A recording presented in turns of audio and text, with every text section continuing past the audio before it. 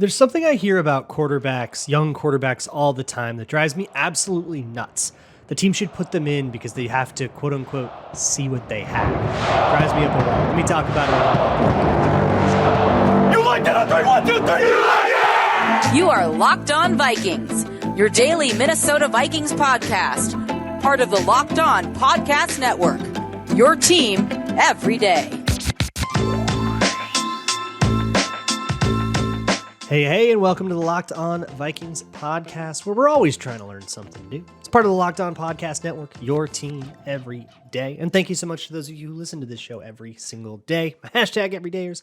I love hearing from you. I love getting questions from you. That's what we are going to do today. If you are new, it's Twitter Tuesday. That is a weekly tradition where I answer your questions. And you can, of course, find Locked On Vikings Monday through Friday at all of your favorite podcast places, including but not limited to SiriusXM. We're also partnered with SiriusXM, and you can find SiriusXM radio broadcasts of all of the games. You can find like the official team broadcasts of all games at SiriusXM Radio. You can also find Locked On Vikings on YouTube. Just search it out, or Amazon Fire and Roku. Just download the Locked On Minnesota Sports app, and you can get all of the Minnesota offerings. Today's episode is brought to you by Gametime. Download the Gametime app, create an account, and use code LOCKEDONNFL for $20 off of your first purchase. Last-minute tickets, lowest price, guaranteed. Today is Twitter Tuesday. I'm answering your questions. If you ever have questions for me, you can always DM them to me on Twitter at Luke Braun NFL or at Locked On Vikings. There is a Google form in the show notes you can always pick out if you want. Or if you have something longer and you want, you can send me an email at lockedonvikingspodcast@gmail.com. Leave a YouTube comment too. I'll probably get around to those as well. The first question I'm going to answer today comes from Landon Renly, who asks, how much do in-game reps matter for the Vikings' internal evaluation of a player like Jaren Hall? Do they know what he is off of practice, i.e. Mike Zimmer's, I see him every day, but the Kellen Mond thing?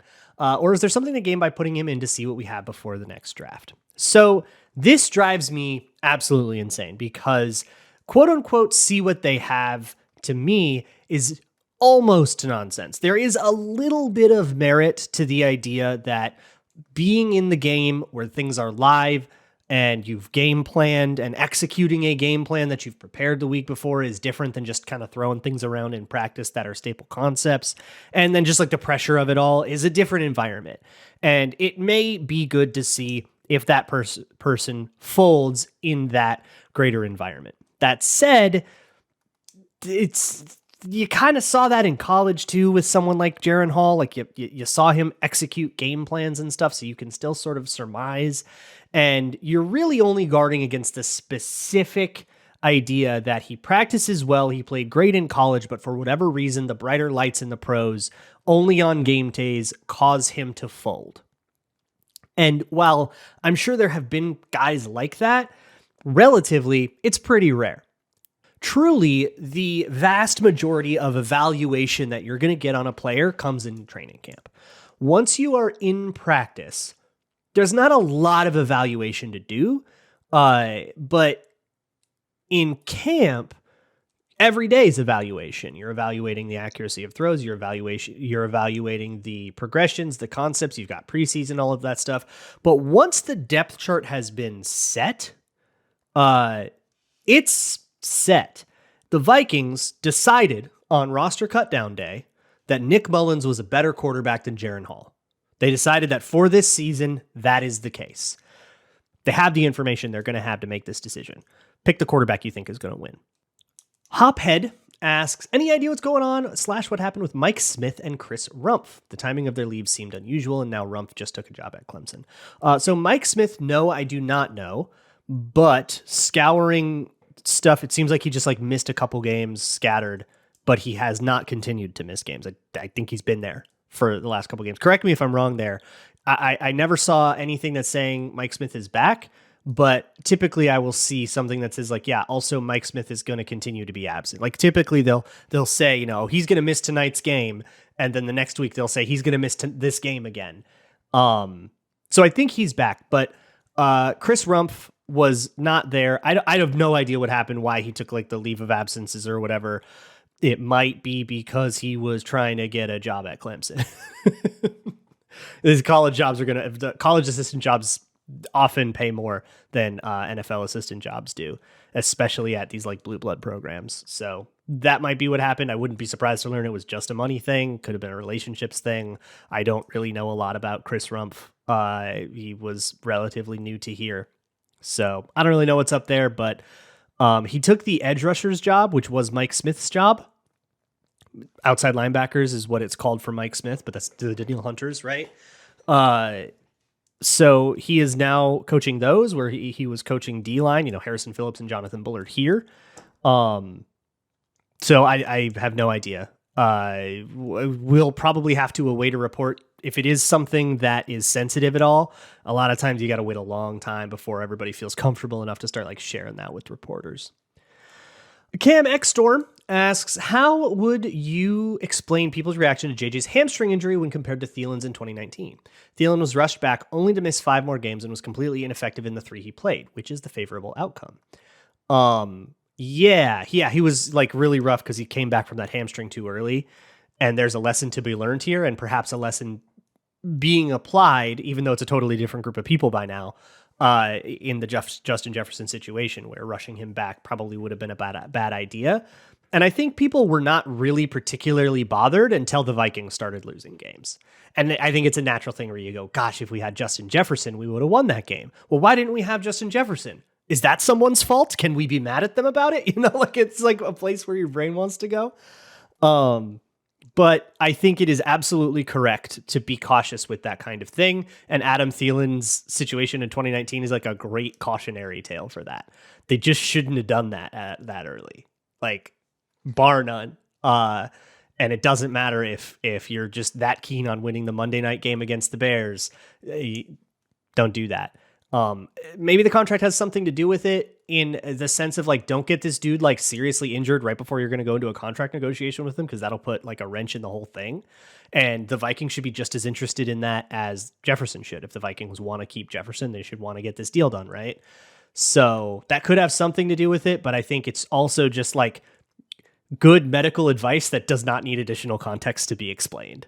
I have a whole bunch more questions that sort of meandered on that first one, so now I got to go rapid fire, so that is going to come up. Today's episode of Locked On Vikings is brought to you by Gametime, a great place to find last-minute tickets, flash sales, and so on. It is that time where maybe you're looking for a holiday gift for somebody, but hey, it's hard to find like tickets to an NFL game and not get just price gouged out of the sky. So go to Gametime. They have flash deals, sponsored deals on tickets for football, basketball, baseball, concerts, theater, comedy shows, and much more. They have zone deals where you pick the section and Gametime picks the seats, and you can save an average of 18% on those if you're all right with Gametime picking the seats for you, so long as you pick the section. And you'll always get the best price with the Gametime guarantee. If you find tickets in the same section and same row for less, Gametime will credit you 110% of the difference. They want to beat that other price. Of course they do, because they want you to go to Gametime. So go take advantage of that at the Gametime app. Just create an account and use code LOCKEDONNFL for $20 off of your first purchase. That's Locked On NFL at the Gametime app or gametime.co for $20 off of your first purchase. Terms apply. LOCKEDONNFL. Download Gametime today. Last minute tickets, lowest price guaranteed. Thank you so much for making Locked On Vikings your first listen of the day. For your second listen, go check out the Locked On Minnesota Sports live 24/7 feed over at the Locked On Minnesota Sports YouTube channel. If you're watching this on YouTube, all you got to do is nothing. It'll redirect you automatically. But otherwise, go to Locked On Minnesota Sports. They have 24/7 Minnesota sports talk. Wolves, Wild, Twins, all of the Locked On shows. This show is on there, as well as all the Locked On Minnesota Sports offerings. The next question for Twitter Tuesday comes from Mario, who asks, with the hashtag turtling of KOC and less so Brian Flores in key situations in fourth quarters, is there any merit at all to thinking someone like Wes Phillips can help with play calling so KOC can focus on the in-game situations and coaching up the QBs in the moment? P.S. What exactly does Mike Pettin do for this team? Okay, last question first. I think he's a defensive consultant. He's been a head coach. I think it's really helpful to O'Connell to have a couple people in the building who have been head coaches, even if their head coaching tenures did not go great. Somebody's just been there, right? Who's said, yeah, I've had to deal with that media circus after I totally botched a challenge. Here's how it felt for me. I think that's just nice to have around. But also as a defensive assistant, he helps to incorporate stuff. He is of the Fangio tree still. And it's not like the Vikings are doing Fangio's scheme anymore. That was the Donatel thing. But they do still have elements of it. That they have fronts that were kind of Fangio famous, and Pettine helps to consult with that. But I think he's here for mostly a strategic role, if that makes sense. So it's all going to be behind the scenes. You'll never hear about it. You shouldn't expect to. With the Wes Phillips thing, I think that we should talk about problem solving, right? So when you solve a problem, the first thing you have to do is diagnose the problem. What is the problem? You have to, it's like the AA thing. The first step is admitting that there's a problem. What is the problem? And to me, the problem with O'Connell is that he has a philosophy I disagree with. Not that he's overwhelmed with the duties of head coaching and he's making these mistakes out of a sense of panic or anything like that. No, 3 games in a row, he applied that late game strategy with a 1-score lead with about 3 minutes to go. 3 games in a row, he turtled. He just thinks that's right. So if you gave the play calling to Wes Phillips, guess what? It wouldn't change. He would just tell Wes Phillips to call conservative plays. And then that would happen because that's how the rank hierarchy works in an NFL team. I don't think it would change anything. You probably would just get someone who's less familiar with Kevin O'Connell's vision than he himself. I mean, who else can be more intimately familiar with the vision and understand the vision than Kevin O'Connell himself? You probably just have a slightly less coherent offense. I don't think it would fix anything. I think it would just introduce more problems. Master gave Dobbs the rock. Asks, what would be the reason to overlook 2 QBs ingrained in the system instead rework the entire offense to reignite the hot hand that has flamed out? I hear what you're getting at, and I sympathize with it.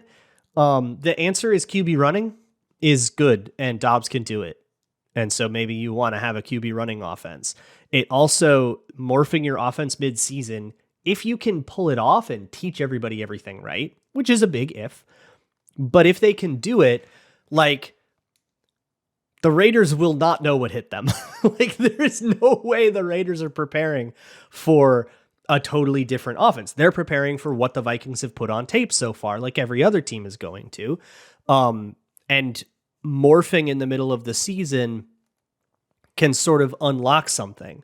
The problem is, by the time you get to the playoffs, those teams, if you do make the playoffs, those teams will have tape on you now, or even just the Lions games, right? They'll have 2 games worth of tape on this new offense, so they'll be able to prepare for it, and you have to adapt accordingly. But like, having a major changeup in the middle of the season is going to present huge problems for the opponent.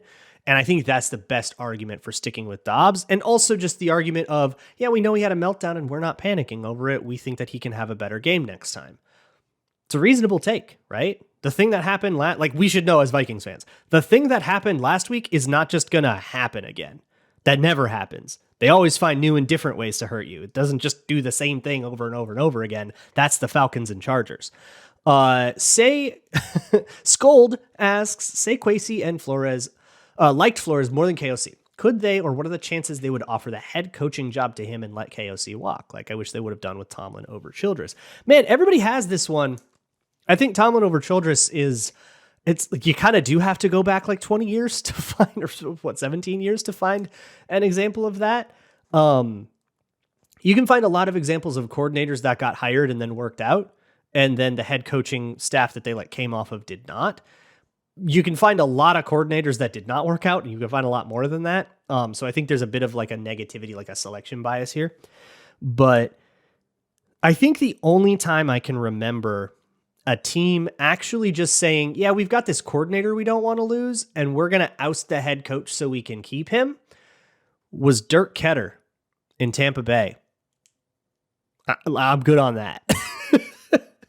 The reason you brought in Kevin O'Connell was, like, there's so many problems with that. For one, you brought in Kevin O'Connell for culture reasons. So getting rid of him and then having the Brian Flores culture, which there are some things that have come out of Miami that weren't very happy about that. Now, the reliability of those things is questionable. There's active litigation kind of like about that. So We'll just leave that box untouched. But it would be different, right? That was not the vision that we had, right? The Wilfs had for the organization. And also, who takes over the offense? You giving this to Wes Phillips? Is he our play caller now? You trust in that? I kind of feel like I'd rather have Kevin O'Connell. Why are we just getting rid of guys? And I understand, I don't know when this was sent. It may be at a time where everybody was really, really, really upset at O'Connell and wanted to fire him because you were in the 2 seconds after the Bears game. But I think talking about it at all is kind of unhinged and should be reserved for only game day emotional outbursts. Any actual serious calls for it, I think are pretty difficult to defend. Joe Talent asks, I'm wondering if you can talk about why teams draft specific players better than others. The Browns suck at QB drafting. Detroit has drafted tight end well the last several years, etc. Vikings wide receiver. Green Bay has drafted quarterbacks. Sure, luck, scouting departments to just understand the position better. So if you want to go that long term, like with Vikings and wide receiver, there is nobody in the building, I don't think, that was there when they drafted Moss. Totally different group of people that drafted Justin Jefferson. It's Scott Studwell was still there. I don't know. Maybe he was the key to it, but like maybe it was Fred Zamberletti. Like who's even in the building, right? So if it's a totally different group of people, it's probably not that like the Vikings are just real good at scouting wide receivers because the old Vikings were, and the Vikings after those were, and the Vikings after those were. That's a lot of like different unrelated people. If you were to randomly distribute draft success rates by position, right? You would expect for there to be some patterns. That's just how like data distributes. That like if it were all just coin flips, some team is just going to win all their wide receiver coin flips. That's just how bell curves work. There just are going to be outliers. So I think our pattern seeking brains are trying to find like a reason for something that really is. I'm not even going to call it luck. That's just kind of like how numbers shake out sometimes. Now, I think there are some places with really good traditions of certain things. For example, the Bears and defense, right? They have this really strong tradition of defense that the owners care a lot about and that they will always prioritize defense. Or with the Packers and quarterbacks, right? I'm assuming this got sent like right after Jordan Love had a great game and beat the Chiefs, right? If Jordan Love is like the next coming, it kind of would be for the same reason Aaron Rodgers was, that he got all this time to like work out all his kinks, right? Nobody else is going to give their quarterback 3 or 4 years to develop. Only the Packers do that. So maybe there is a process there that's worth examining more with, patience at quarterback. Or Jordan Love might not be as good as Aaron Rodgers. He might just be good, but not great. And we'll have to see. I think for the, what do we think of Jordan Love in the long-term thing? We kind of have to wait to have a long-term sample. Let's see what kind of success they can lead to. A wild card spot and a first-round exit? I'm sorry. As a Vikings fan, I have been told way too many times that doesn't mean anything and that they should have tanked instead. So if the Packers want to go sneak into the playoffs and lose the first game or not really get anywhere, be a one and done, I'm not going to start crowning him the next Aaron Rodgers. But if you want to say like, yeah, the Packers are really good at drafting quarterbacks because they approach that position differently, you can make that argument. But for the most part, like with Vikings and wide receiver, they just hit on a lot of them, and it's just kind of how it shakes out.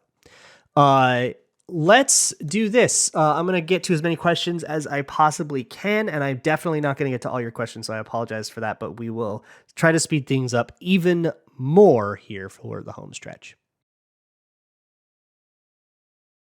Today's episode of Locked On Vikings is brought to you by Jase Medical, and in particular their Jase Case, which is filled with 5 different life-saving antibiotics. Look, there's a lot of crazy stuff going on out there right now, supply chain issues and all kinds of weird pharmaceutical things. If you need an antibiotic and you need it fast, that can present a lot of problems. Depending on where you live, it can be difficult to even get to a pharmacy that has the particular thing that you need. It can be difficult to get that prescription filled because there's something that caused Chinese exports to not come out the same way. Like there's all kinds of stuff that can happen. And you don't want to be in danger while like something going on in the news is delaying your ability to get better. So the Jase Case is a pack of 5 different antibiotics to treat a long list of bacterial infections that are really, really common, like UTIs, respiratory infections, sinus infections, skin infections, all kinds of stuff that can happen to anybody. Visit jasemedical.com and complete your physician encounter. It gets reviewed by a board-certified physician, and your medications will be dispensed by a licensed pharmacy at a fraction of the regular cost. Go to jasemedical.com and use code LOCKEDON to get $20 off of your order. Home stretch here on the Locked On Vikings podcast. Next one comes from Ed Helinski, who asks, rarely do football fans read or hear about league disciplinary action against NFL game officials. Are NFL referees and officials subject to fines, suspensions, and progressive discipline like players and coaches? So yes, but I don't think in the way that you mean. They don't get fined for like bad reffing. They'll get fined if a ref, has a domestic violence incident or gets a DUI. Yeah, they'll get fined or probably fired for that. That's a rarer thing. But you probably mean disciplinary for bad reffing. And they do have a grading process that a lot of people don't know about, that does evaluate the quality of officiating, and then the best officials get to officiate the biggest playoff games. So the best line judge, like the Super Bowl is basically the Pro Bowl of refereeing. The best white hat, the best back judge, the best umpire, etc. Personally, I think that's stupid because chemistry between referees is like actually a pretty important ingredient to good officiating, and you just break all that up by making it like an all-star game, right? But that's the system that works. I also think it is woefully inadequate in terms of incentivizing better refereeing. But Ross Jackson and I on Locked On NFL, we do Tuesdays on Locked On NFL. You could go check it out. We actually went pretty deep on this for a little while. And I'm just nihilistic about it with refereeing. It just isn't going to ever be good because it's an impossible job. You're 30 yards away, you're on the move, you can't see the tiny little nuance between whether the helmet hit the chest or just below the chin or actually the chin, or did it clip the face mask a little bit, and you have to make this like live split second decision, and then it gets compared to the slow motion 120 frame per second replay that everybody gets to see, and we aren't allowed to use that slow motion replay to overturn the call when everybody can see that it's wrong. And the logistical reasons for that are way more complicated than you would ever think. It's never going to be good. I'm sorry. It just isn't. Sorry. Don't stop expecting refs to get every call right. They're just going to miss stuff. Running backs miss reads, quarterbacks miss reads, cornerbacks bust coverages, refs blow calls. It's just part of the game. And you are going to be on the right side of it sometimes. You're going to be on the wrong side of it sometimes. But the thing you're never going to see is a good ref. You can punish them all you want. You can draw and quarter them if they have a holding penalty that's too ticky-tack if you want. You're not the next guy who comes in with all of his limbs attached still isn't going to be a good ref. It's not a thing that is possible. JB147 asks, considering Flores has developed a funky new defensive scheme, do you think he may spend at least another couple years at Minnesota in order to perfect it? Almost to work out the kinks / use Minnesota as a guinea pig. He is using Minnesota as a guinea pig. That already is happening. And it might be, you might have the causality backwards. It might be because Flores kind of senses that, hey, I've got an active lawsuit against another team. There's political stuff to this. And maybe a head coaching job isn't necessarily on the horizon. I don't want to just take the first job that comes around, right? I mean, Flores did deny the Cardinals job. And I mean, yeah, man, it's the Cardinals. You're not going to get another chance to be a head coach if you flame out at the Cardinals, and it's the Cardinals. Like, that is a broken organization with a bunch of broken things going on in it. So Flores not taking that job makes a lot of sense, and it similarly wouldn't make a lot of sense for him to take, say, the Panthers job, where there's a lot of similar, like, meddling ownership and just a lot of things that aren't going to jive with him. So I think he is very willing to be patient. That doesn't mean he's not going to take a job this offseason if the right one happens to open up. But it has to be the right one, which is great for Brian Flores. It means he can be choosy. And while he's being choosy, he's playing in the lab. I think that's great, but I don't think he would stay in Minnesota to play in the lab. I think he's playing in the lab because he feels like there's a decent enough chance that he stays in Minnesota. And And if he does get hired somewhere else, he'll play in the lab over there too. And I think a team that hires Brian Flores has got to know that they're getting into that. Skull Bunch of Numbers says, do you think we could look at Pitt's defensive staff for our next DC if Flores ends up leaving? Maybe. So here's the deal. I'm going to go way more in depth on this than you ever asked for on this tomorrow, on the stuff that Flores stole from Pitt, and in particular in terms of coverage, and what he very specifically did not steal from Pitt. But I'll give you the quick broad strokes. Flores isn't running press coverage. Pat Narduzzi loves press coverage. I think what Flores found out against the Chargers when they put up like 440 yards on us and Keenan Allen had a 200-yard day was that you cannot do this scheme and play press coverage. It just does not work. If you ever want to know why do the cornerbacks play off so much, the Chargers game is the reason. They got smoked playing in press coverage. Like every single time. It was just way too easy to beat that off the line. Off coverage that doesn't require any releases but encourages short hitches and stuff like that is always going to be better.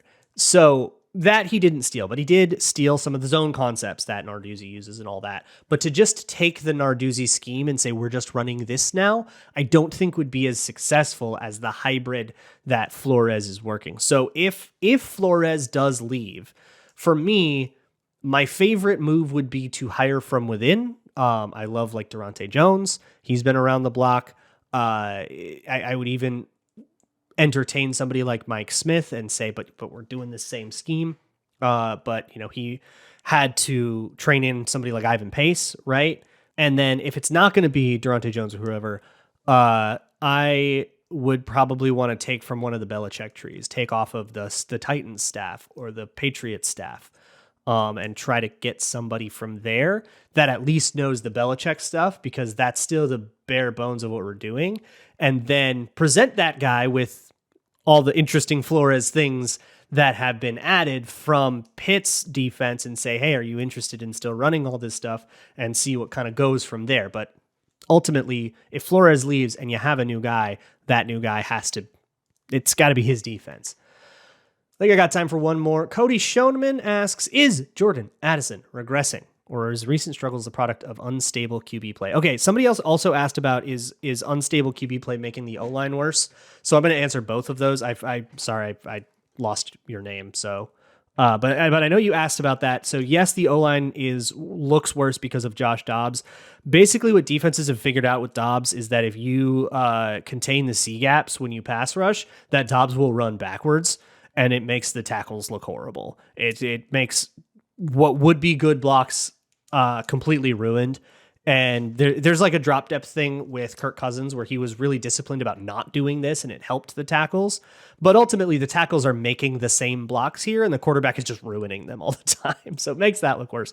Similarly, that is going to ruin some percentage of the times when Jordan Addison runs a really good route and would have gotten a target otherwise, right? So that is going to affect his production. But I think more directly than that, Jordan Addison is just kind of an inconsistent but explosive player. It's always who he was, right? Like he was that guy at USC and Pitt as well, where he would have these like game-breaking plays, but he also would have bad plays. He was very up and down, and I'm perfectly fine with that, especially as a wide receiver too. I'm pretty excited about that because explosiveness is absolutely worth the inconsistency. But you're gonna have like stretches like this. Right? A couple of rough ones in a row. Yeah, you get him next time, kid, and he'll go make big explosive plays again later. So I'm not like concerned at all. This is kind of exactly what I expected out of Jordan Addison, who I had as my second favorite wide receiver going into the draft after Jackson Smith and Jigba. Tomorrow is going to be some unhinged nonsense. Oh my goodness, this thing has gotten away from me, and you're going to hear about it, whether you like it or not. So please tune in to my podcast. In all honesty, I'm really excited about it. This is going to be different from any Brian Flores coverage you can get anywhere else. I'll tell you that much, because we now have more information as more comes in as to like how Brian Flores got this got this scheme. So very exciting stuff. I can't wait to share it with you and then get into Raiders mode later in the week. And as always, let's go.